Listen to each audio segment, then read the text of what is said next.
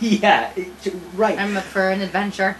Well, and that's what actually Emily Dickinson says, is that like Rebecca to Jerusalem, and it's like the country girl going to the big city, like right. the awe of, gonna see the world. I guess more than Isaac even. It was going to Jerusalem.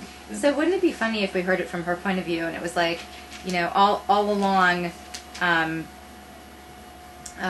what's his name? What's the servant's name? Oh, it doesn't say here, but his name's Eliezer. But I don't think it's in the text. Oh yeah. Okay.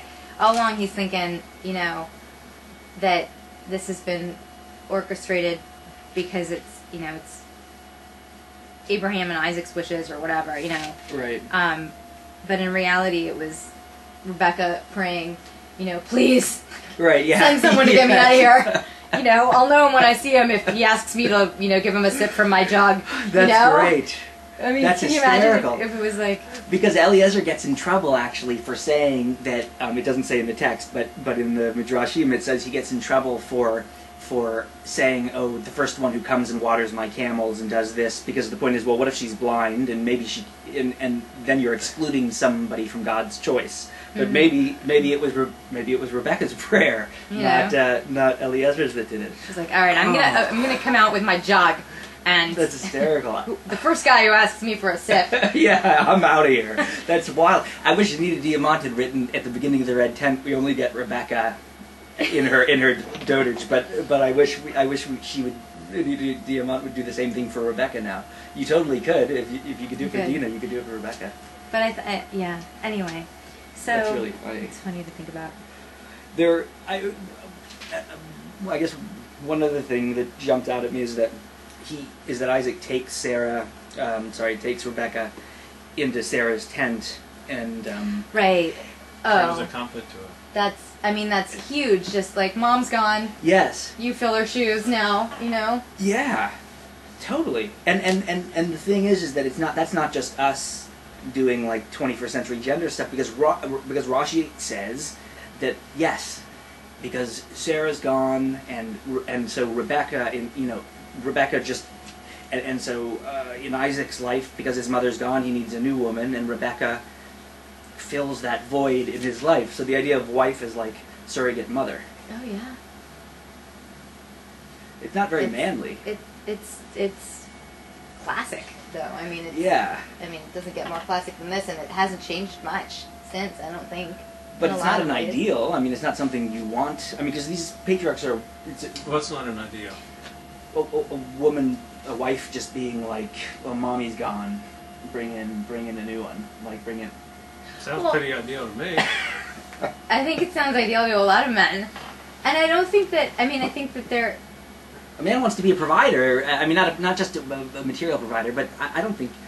Well, I guess I'll just speak for myself. Well, no. Then think of it. It's okay. Then think of it this way. It's like you grow up and you mature and you shift from your dependency as a little boy on your mother to your partnership as a man with your wife. And so it's not like it's not a full-on replacement. You know what I mean? It's just it's the necessary shift to move on. But it is. I mean, I think it's hard not to. I mean, I feel like there's always that overlap between like a man's relationship with his mother and his relationship with his wife, and there's always like the conflict that's there and the tension that's there. Yeah. And it's just sort of such a natural. But a wife can't like the mother provides something that you can never ask of a wife, which is like totally unconditional love, and you can't like.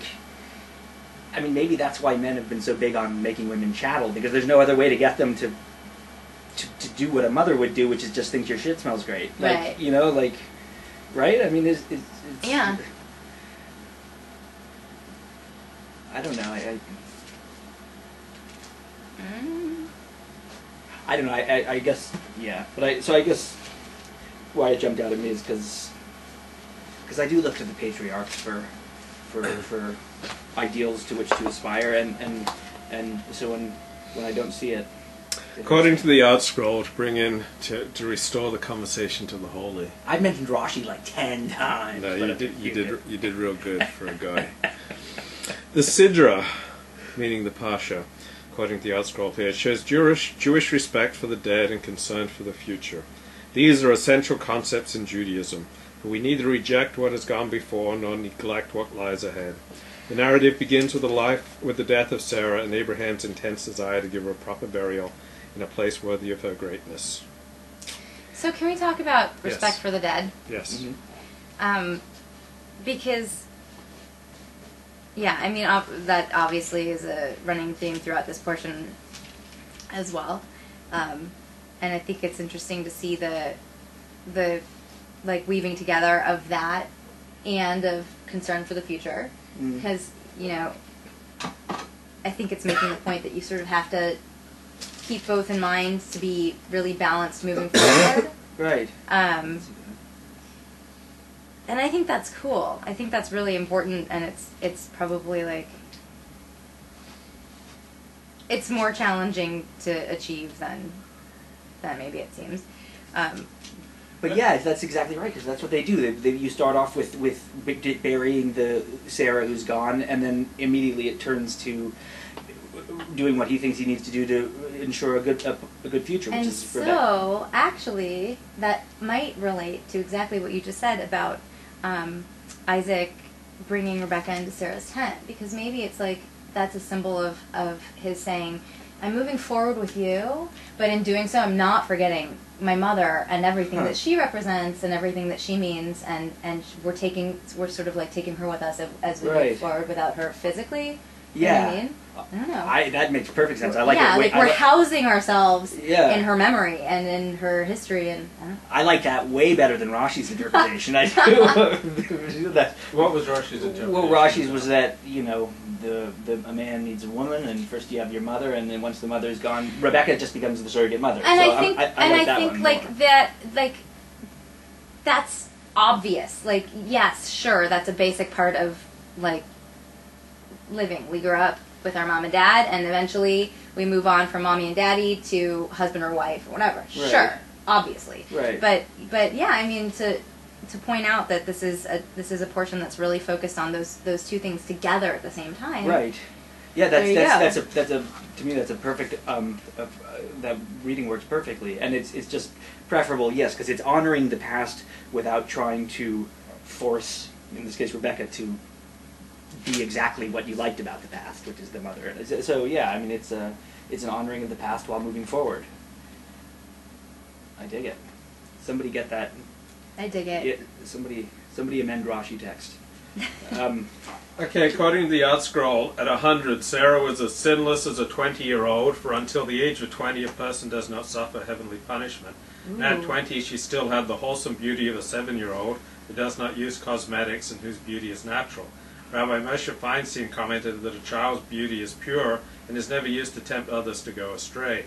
Part of Sarah's greatness was that despite her breathtaking beauty as an adult, all who saw her recognized her purity and innocence. Come on, fellas. Do you buy that? Have you ever seen like a really beautiful woman and said, wow, I recognize her purity and innocence? I look into your eyes and I see the 7-year-old you once were. I got bad news for you guys. You find a woman and you see all that purity and innocence, you're missing something. There's nobody's pure and innocent. I mean, you're trying to get women to conform to that? Like, good luck, fellas. You like it's unfair, don't you think? Like that. Yeah, I mean, do you think that's sort of being written and presented as like something to aspire to? Yeah, I think certainly in Judaism and the art school. But I got to say, when I saw Helen at the Juicy Party, I immediately thought, this is a woman, despite her breathtaking beauty, I recognize her purity and innocence. Well, I cede you that pleasure, and it's a wonderful thing. But maybe I'm just at such a high level that I'm able to. Right, I You're think transcendental. I think yes, because you have great access to people's spiritual nature, and so that's what. But thank you. It's good to know. It is. No, but come on, isn't that problematic? I think it is. I think that's. I mean, you.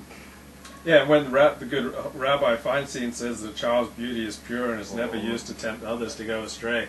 I don't know how many kids he's known. I know. Right, yeah. It's like... You learn the hard way that that's not the case. That's not the case. I mean, when he says that, that's no different than Ahmadinejad saying, no, in Iran we have no gays. I mean, it's just like, It's like Yeah, it's like really well. well, it's like saying